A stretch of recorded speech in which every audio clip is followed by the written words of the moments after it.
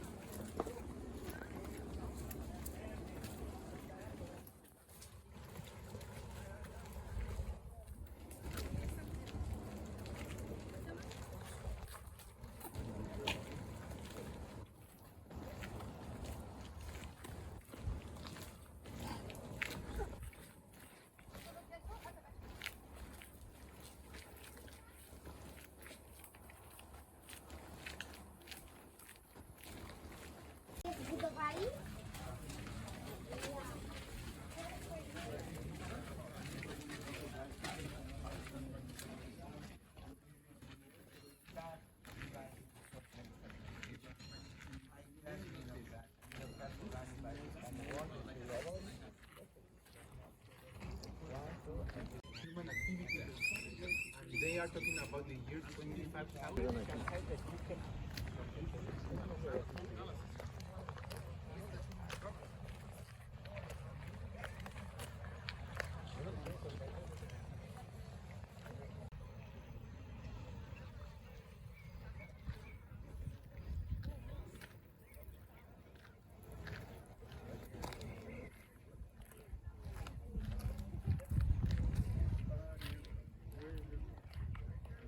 The paintings made by cavemen, prehistoric men, painting cameras, bicycles, and sometimes it's not very common, but sometimes we can see. So some fun facts about Tulum.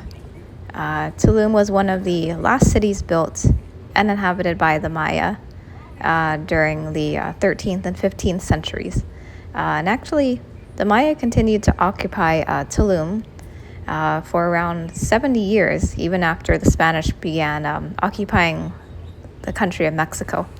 But then the city ended up being abandoned by the end of the 16th century.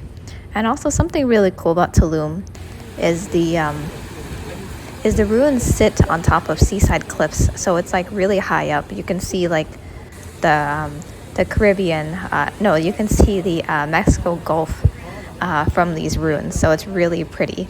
That's why Tulum is actually one of the most visited archaeological zones in Mexico. So definitely it's really worth it to come out here and see the ruins. Okay, so we have seen the Mayan ruins here at Tulum. So as you guys can see, these are some old photographs, and everything is written in both Spanish and English. Yeah, so that was a pretty cool visit. We're going to head over to do the boat tour in a few minutes. So yeah, let's see what the boat tour will be like. So all right, we are back at the entrance of the ruins now.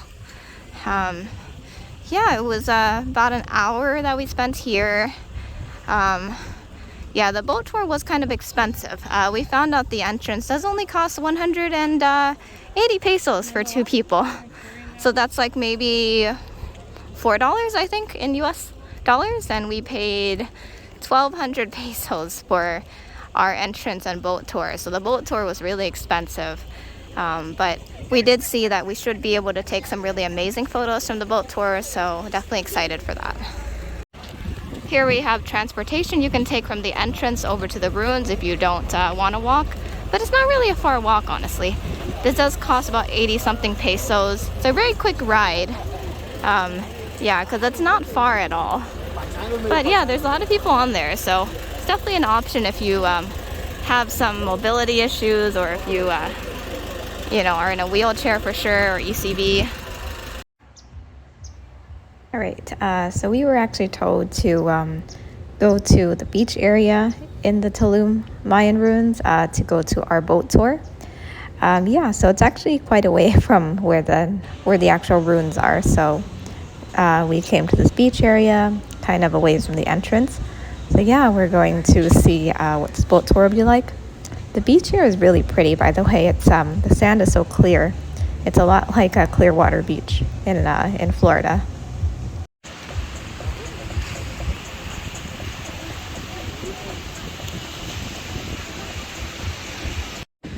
All right, we found the beach area. So now we just gotta find our boat. It's very peaceful down here. Where we were in some parts of the ruins are very busy. There's a lot of tours here today. Yeah, it is a weekend though, so that could be part of it.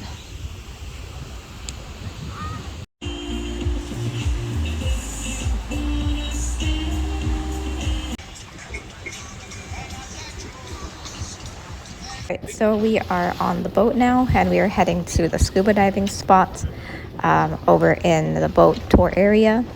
And yeah, it looks like it's some kind of speedboat. This boat is moving pretty fast. I honestly didn't expect it to be so quick. I really thought it would be like a leisurely boat ride, and you could take like some nice pictures of the Mayan ruins from the water. But yeah, the boat is really in a rush to get to the scuba diving spot. Thankfully, I didn't eat anything too heavy this morning. Otherwise, I'd end up being pretty sick on this boat. The waves are pretty choppy here. Mayans using like for study the air, the wind, and the sun.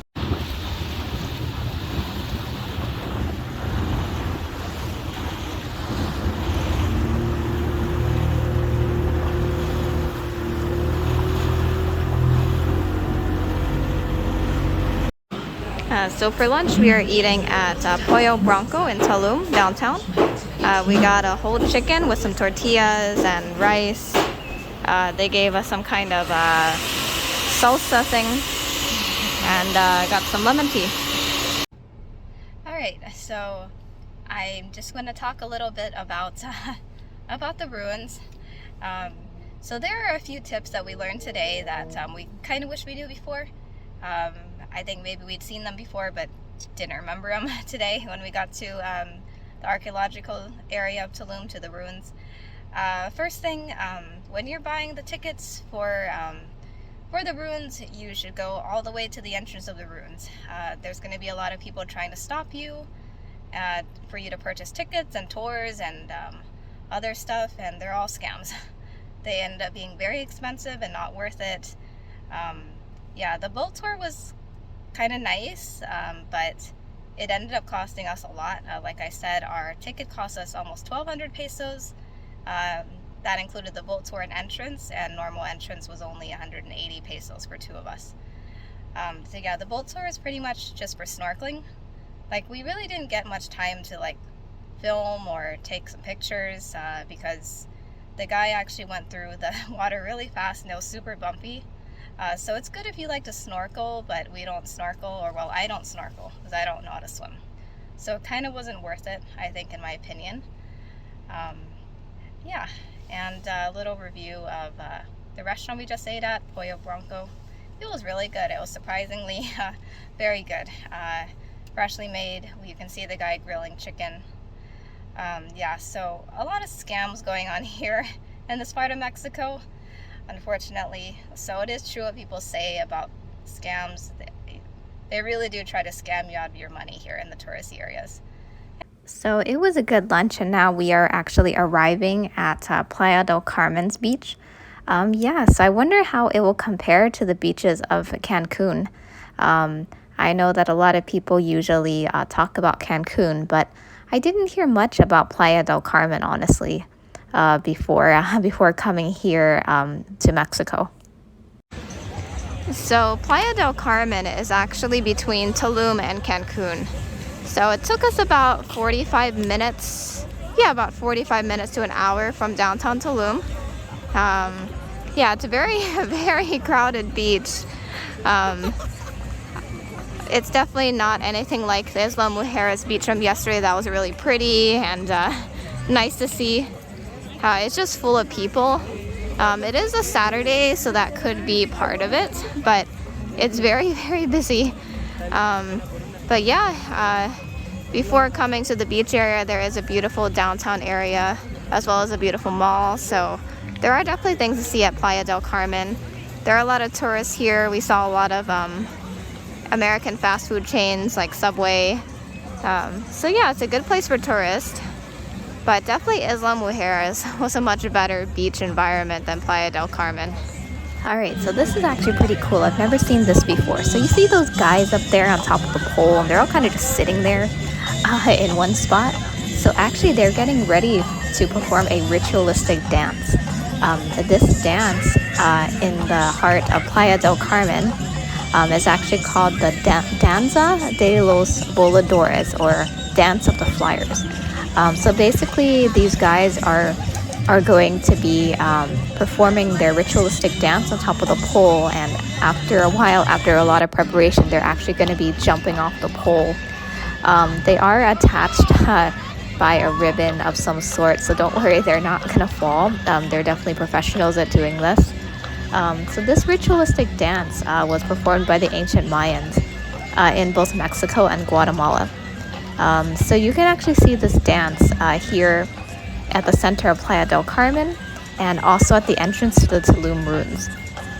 So it's said that this ritualistic dance used to be used to stop droughts in ancient times, but yeah, now it's more of just a historical and cultural reminder of the past that is kept alive by the communities here in Mexico and Guatemala.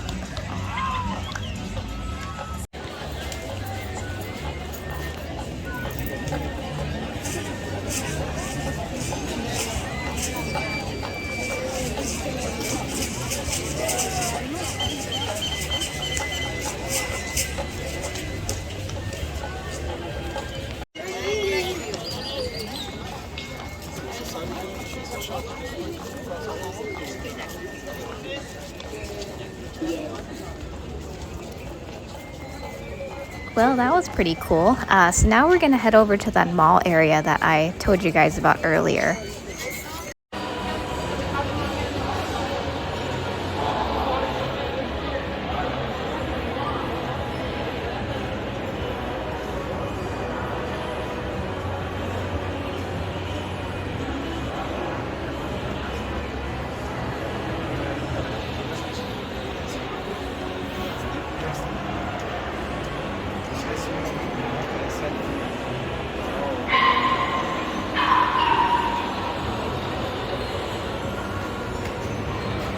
So besides that kind of indoor, kind of fancy mall we were just at, there's also a lot of streets of Playa del Carmen that just have tons of restaurants and stores. It's like an outdoor, almost like an outdoor mall area over here. So yeah, Playa del Carmen is very different from Cancun, which Cancun is pretty much known for beaches, resorts, and nightlife, nightclubs. But Playa del Carmen is kind of more quiet. It does have a lot of shopping though, so if you like shopping, especially for souvenirs or clothes, there's definitely a lot of that here. So I am definitely enjoying walking through the streets of Playa del Carmen.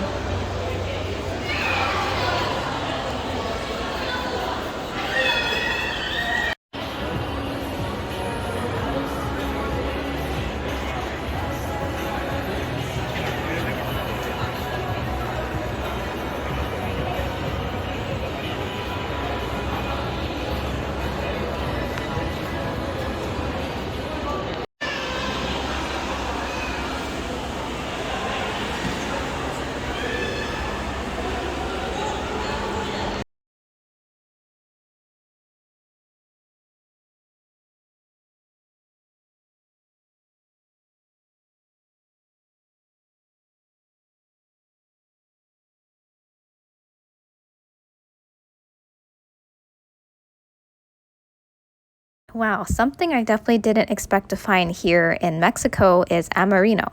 I don't know if I told you guys this before. I think so, but Amarino is actually a chain of ice cream stores, and we do have quite a few in the U.S. I know there's one in New Orleans. I've seen them across Europe, in Paris, and in Porto. I love Amarino because Amarino actually does, if you do ask them, they do make the ice cream in the shape of rose petals, and each rose petal could be a totally different flavor. So I think there's not really the limit of how many flavors you can add. Maybe like 4 flavors or 3 flavors. I don't remember, but yeah, I'm really excited. I didn't expect to see Amarino here. Yeah, if you guys haven't checked out Amarino before, I definitely recommend checking it out whenever you guys get the chance. All right, so we're back at the hotel. We're getting ready for bed. It's been a bit of a long day. A little review of the day, just briefly. Definitely Playa del Carmen was our favorite. We really enjoyed it. We definitely would love to go back there again. Yeah, I forgot to mention a little about Tulum. Tulum was not so safe.